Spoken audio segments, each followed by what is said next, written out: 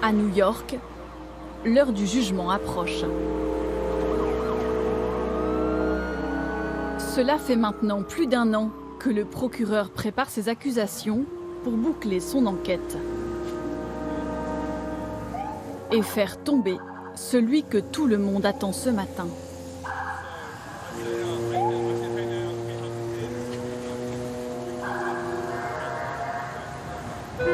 Harvey Weinstein est accusé d'agression sexuelle et de viol. Pour rester libre jusqu'à son procès qui s'ouvrira en septembre, il a payé $1 million de caution. Comment allez-vous, Harvey? Depuis, il doit se présenter régulièrement à la cour pour des audiences préparatoires. À chaque fois, c'est l'effervescence. La dernière a eu lieu fin avril. En 1997, j'ai été violée par Harvey Weinstein, ici, à Cannes. J'avais 21 ans. Fin 2017, Asia Argento et quelques autres ont décidé de parler après des décennies de silence. Il a pris ma main et il m'a tiré vers lui. Et il m'a forcé à poser la main sur son pénis et à la laisser là. Je me suis sentie tellement démunie. Il m'a forcé à subir un cunnilingus alors que j'avais mes règles. J'aurais voulu ne jamais subir ça, même d'un amoureux.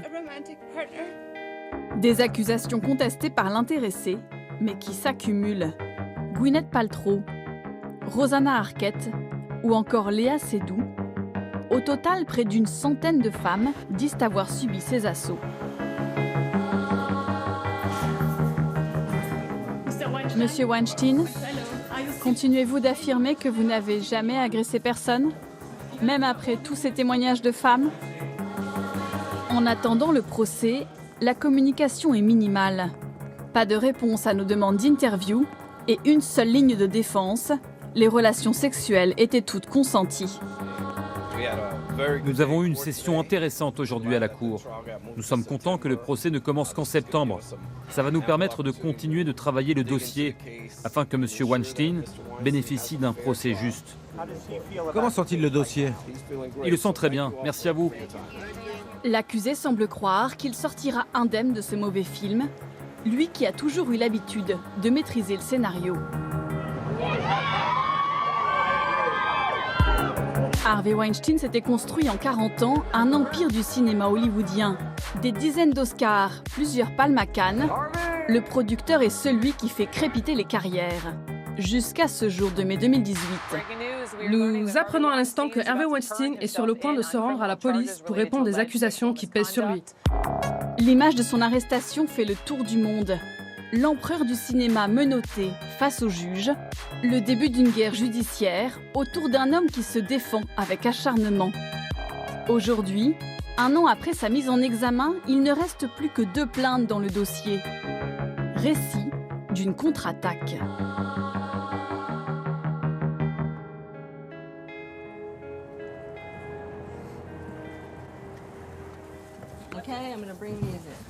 De ce feuilleton judiciaire, Jen Rosenberg ne loupe aucun épisode. Elle est dessinatrice à la Cour de New York. Vous avez ici presque 40 ans de croquis d'audience. Et des hommes comme Weinstein, elle en a vu tomber. Bernard Madoff en 2009. Dominique Strauss-Kahn en 2011. Pour elle, toujours la même histoire. Des hommes puissants qui abusent de leur pouvoir, profitent des gens, de beaucoup de gens, et qui finissent par se faire attraper. Et c'est la fin de la belle vie. Son métier, scruter les visages pour comprendre ce que les accusés ont en tête. Ça, c'était le premier jour. Le tout premier dessin que j'ai fait de lui. Il est entré dans la salle d'audience très désorienté. Je pensais qu'il se demandait « Où sont mes avocats ?» Et je l'ai vu s'avancer comme ça, se demandant « Mais où suis-je ?» Et je l'ai vu de très près et j'ai fait ce dessin. Ensuite, régulièrement des audiences et quelques rebondissements. En janvier dernier, par exemple, Harvey Weinstein change d'avocat. Là, il se serre la main. C'est le jour où il le vire. À la surprise générale, le célèbre Benjamin Brafman est congédié. L'accusé Weinstein semble tâtonner, comme dépassé par la situation. Il n'arrive plus à marcher. Son visage est de plus en plus pâle. Il a un teint de cire. Il a l'air vraiment mal. Sa vie part en miettes sous ses propres yeux. Ce doit être très triste. Imaginez, vous êtes au sommet du monde et puis tout ça sort, tous ces détails sur votre vie privée. J'imagine que ça doit être très dur. À quoi ressemble aujourd'hui la vie de l'ancien roi devenu paria? Au 3e étage du 375 Greenwich Street, ses bureaux sont vides, sa société a été mise en faillite. À quelques blocs de là, sa maison, devenue invivable à cause des paparazzis, a été vendue pour un peu plus de 25 millions de dollars.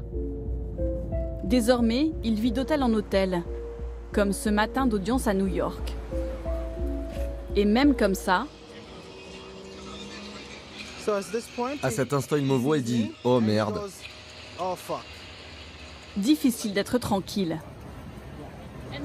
Et une telle vidéo, ça vaut cher? Une vidéo comme ça se vend 3 à 5 000 dollars. Et avec tout ce qui se passe et le procès qui approche, je pense que les gens vont de plus en plus le traquer. Avec son bracelet électronique, Harvey Weinstein ne peut sortir de New York que pour se rendre dans le Connecticut, à 1h30 de route, où il a une maison. Nous sommes à la recherche d'Harvey Weinstein. Harvey Weinstein? Sa maison est juste là, mais il n'y habite plus. Il n'y habite plus? Non, vous arrivez 2 semaines trop tard. Il est parti.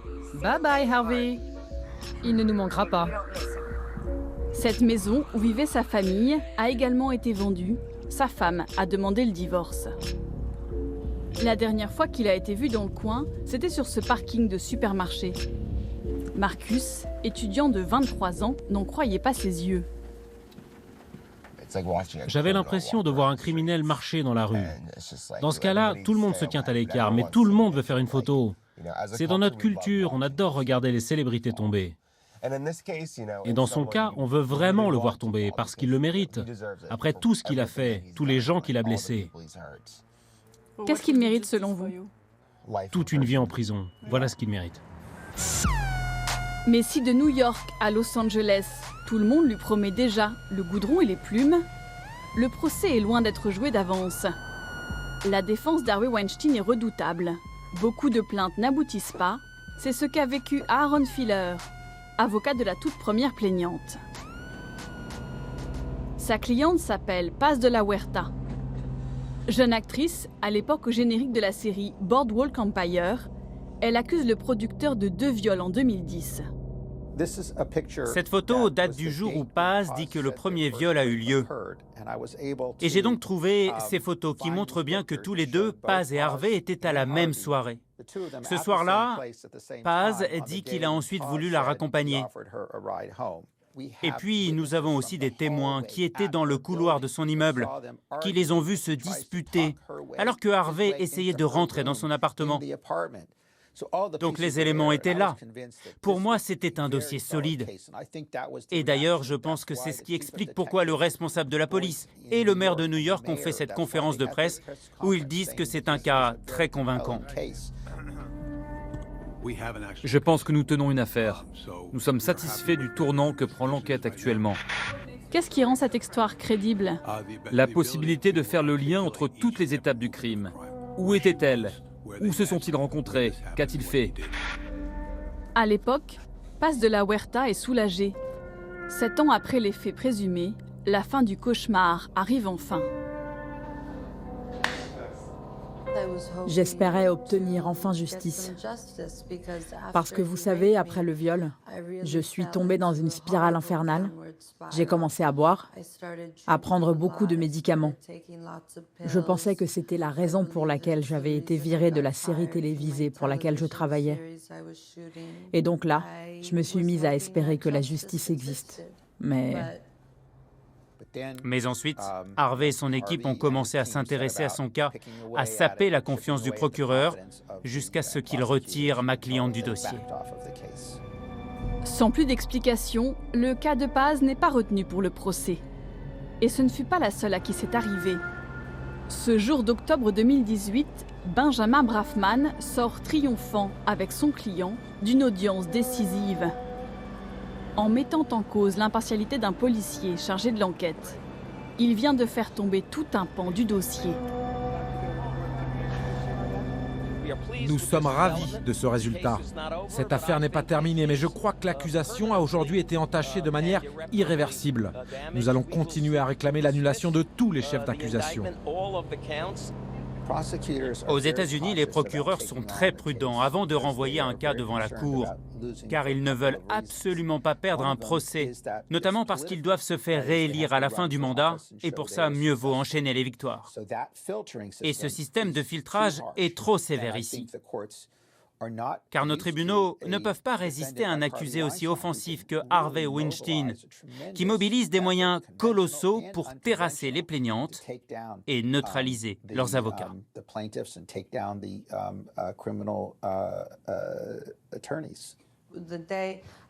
Quand j'ai appris que ma plainte était repoussée, je suis restée au lit pendant 5 jours à pleurer. Le mec va s'en sortir. C'est le plus probable, il va s'en sortir. Et moi, je n'aurai rien du tout. J'ai le sentiment d'avoir été spoliée de mon droit à la justice. Pour contrer la redoutable défense de Weinstein, d'autres femmes sont prêtes à monter au front. Celles qui, comme Dawn Dunning, ont parlé dans la presse, mais pour qui les faits sont prescrits. Selon elle, tout s'est joué en 2003 dans un hôtel où Harvey Weinstein l'avait convoqué. Il m'a proposé 3 contrats de film en échange d'un plan à 3. La jeune mannequin, alors âgée de 24 ans, décide de tourner les talons. Fin de ses rêves de cinéma. Aujourd'hui, elle espère pouvoir participer au procès en tant que témoin aux côtés des plaignantes. Si c'est autorisé, j'aimerais beaucoup aller témoigner. En fait, je ferai tout ce qui m'est possible pour aider à le mettre derrière les barreaux. Je pense que c'est important pour la société dans son ensemble de donner ainsi un exemple, de signifier qu'on ne peut plus agir comme ça, que cette époque est révolue. Avec elle, le procureur de New York a contacté d'autres femmes pour qu'elles viennent à la barre. Les juges décideront en septembre si leur témoignage est recevable. Dans sa contre-attaque, Harvey Weinstein ne s'en est pas tenu aux arguties juridiques. À Londres, un document a fuité. Il n'aurait jamais dû être rendu public, mais il est tombé entre les mains de ce journaliste du Guardian. Il affirme que cette mystérieuse liste a été dressée par Weinstein lui-même. Tous ceux qui figurent sur cette liste sont des personnes dont Weinstein a peur qu'elles parlent de son comportement avec les femmes. Ce document m'a été donné par une personne qui a été embauchée via ses avocats pour suivre ses ordres. Weinstein a listé ces gens et leur a dit « ciblez-les ». Sur cette liste figurent notamment les noms de Rose McGowan, Sophie Dix ou Annabella Sciorra. 3 femmes qui l'ont accusée publiquement d'agression sexuelle ou de viol. Au total, une centaine de personnalités du cinéma. Qu'est-ce que ça veut dire être ciblé ? Ça veut dire qu'un détective a la charge de vous épier, qu'il va vous approcher en se faisant passer pour un journaliste, par exemple, à la recherche de potins. Et ainsi, Weinstein récupérait beaucoup d'informations. Ce fut le cas pour Rose McGowan. Une soi-disant militante féministe l'a contactée pour parler de la cause. En fait, elle était sous contrat pour Black Cube, un cabinet privé de renseignement, et avait pour mission de l'approcher. Avec les éléments recueillis, Weinstein espérait ensuite pouvoir compromettre ses cibles, ou au moins pouvoir les menacer de rendre publics des éléments gênants, leur proposer un deal qui les fasse taire. Ces méthodes peu ordinaires n'étonnent pas ceux qui connaissent bien le producteur. À Los Angeles, voilà 20 ans que Kim Masters le suit pour le Hollywood Reporter. Elle a dû affronter plus d'une fois son obsession de contrôler tout ce qui se dit sur lui. Je me souviens très bien de la première fois que je l'ai rencontré face à face, parce que c'était mémorable. C'était lors d'un déjeuner. Je devais avoir écrit quelque chose qui ne lui plaisait pas. Il est arrivé à ma table en criant « Pourquoi tu écris cette merde sur moi ? Pourquoi tu écris de la merde ?» Il a l'habitude d'intimider les gens? Oui, exactement. Ce qui est contradictoire avec Harvey, c'est qu'il fait ses films multiprimés, des films d'auteur, et en même temps, il est tellement vulgaire, un tyran, une brute. Son dernier contact avec lui fut ce mail surprenant. Ça vient de Harvey Weinstein. Cher Kim, savez-vous que j'ai une filiale édition dans ma société ? Harvey Weinstein lui proposait de publier un livre avec lui, alors que le scandale commençait à poindre. Seriez-vous disponible pour en discuter aujourd'hui ? Meilleures salutations, Harvey. Non, je ne suis pas disponible pour en discuter, ni ce jour, ni aucun autre. Je pense que ce qu'il voulait, c'est que j'arrête de parler de lui à la télé, comme ce que je suis en train de faire en ce moment. Son idée devait être que je pourrais accepter ce contrat et ainsi, en un sens, que je lui vendrais mon âme. Vigilant, le clan Weinstein. Il veut éviter tout témoignage compromettant, même à des milliers de kilomètres de New York. À Cannes, le magnat d'Hollywood adorait venir dégoter des films. Il ne manquait aucune édition du festival. C'est l'entrée du Martinez. Mais pour la deuxième année, Michael Chemloul, son chauffeur, ne les croisera plus. Donc là, on pénètre le Majestic. C'est le fief de Harvey Weinstein. Il a qu'à traverser à pied pour aller faire ses courses au Palais du Festival, donc acheter ses films. Et Weinstein avait sa suite royale, qui était la 345, attitrée, quoi. Vous voyez là, l'immeuble qui fait l'angle, c'était les bureaux de production d'Harvey Weinstein. Tout au dernier étage, il y a un penthouse de 200 mètres carrés. Au volant de sa limousine, Michael voyait tout des habitudes du producteur. Et parfois, il venait faire des castings tard la nuit. Tard la nuit ? C'était souvent avec des jeunes actrices qui n'étaient pas très connues, ou alors des call girls, ou certaines actrices très connues. Et vous, parfois, vous vous posiez des questions quand même ? Au début, on se pose des questions et après, ça devient habituel. Donc, on se dit, bon, c'est tout à fait normal, hein, c'est le business du cinéma qui est comme ça, hein, donc on n'a rien à dire. Hein. Aujourd'hui, Michael est un témoin gênant pour Weinstein. Car il connaît toutes ses failles, le nabab d'Hollywood ne supportait pas qu'on lui dise non. Quand il y avait un feu rouge qui s'éternisait, ou quand il y avait trop de voitures, il fallait le sortir de là, sinon il piquait une crise de nerfs. Ça faisait comment ? Il est derrière, à l'arrière droit de la limousine. Il jette les téléphones, il jette les batteries, les journaux, tout ce qu'il peut, les bouteilles d'eau. Ah oui ? Quand il y a quelqu'un qui lui a mal parlé ou qui a oublié quelque chose, ou un assistant qui est en retard ou quoi, eh ben, c'est la crise de nerfs dans la voiture et c'est le chauffeur qui prend. Une nuit de 2013, ce serait allé trop loin.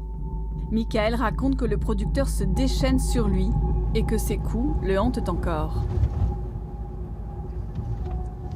Un chauffeur peut être aussi victime d'Harvey Weinstein, en fait. Il n'y a pas que les femmes qui ont été victimes d'Harvey Weinstein. Il y a aussi quelques hommes qui ont été harcelés aussi moralement, physiquement, et puis insultés, injuriés. Michael dit que cette agression lui a valu 3 jours d'ITT. Et surtout, une grosse dépression qui l'a empêché de travailler pendant des mois. Sur les conseils de sa femme, il a décidé de porter plainte contre le producteur hollywoodien au commissariat de Cannes en 2014. Violence volontaire, menace de mort. Il m'a arraché mes lunettes, m'a porté un coup de poing sur la nuque, un coup de coude sur les côtes, il m'a tordu le doigt et il m'a fait mal au bras droit. Puis il a déclaré en ces termes, la mafia viendra te chercher, te foutre dans le coffre, disparaître et personne ne saura où tu es.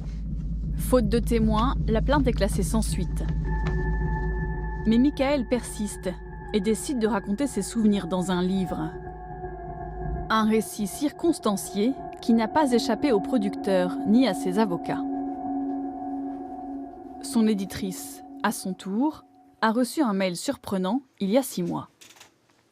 Chère madame, à la demande d'un de nos clients, nous souhaiterions nous entretenir avec vous. Je l'ai appelé, il dit je suis l'avocat de Harvey Weinstein en France et mon client a été très choqué par ce qu'il y a dans votre livre. En fait, ce qu'il voulait, c'est qu'on arrête d'en parler, qu'on fasse moins de pubs et que ça ne paraisse pas à l'étranger. Et je pense surtout qu'ils ne veulent pas que ça puisse influer sur le procès d'Harvey Weinstein qui doit s'ouvrir en principe en septembre. Et donc, ils aimeraient que ça n'apparaisse jamais nulle part ailleurs. Est-ce qu'un jour, alors, les Américains pourront lire ce livre? Est-ce que vous allez le faire traduire en anglais? Je pense que ça va venir. Vous n'avez pas renoncé?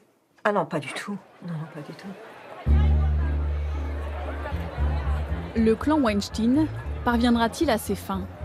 Décourager les poursuites. Au cours du mouvement MeToo, au moins 7 femmes ont accusé le producteur d'agression sexuelle ou de viol commis à Cannes. Alors que se tient le 72e festival du film, nous n'avons trouvé aucune trace d'enquête en cours en France.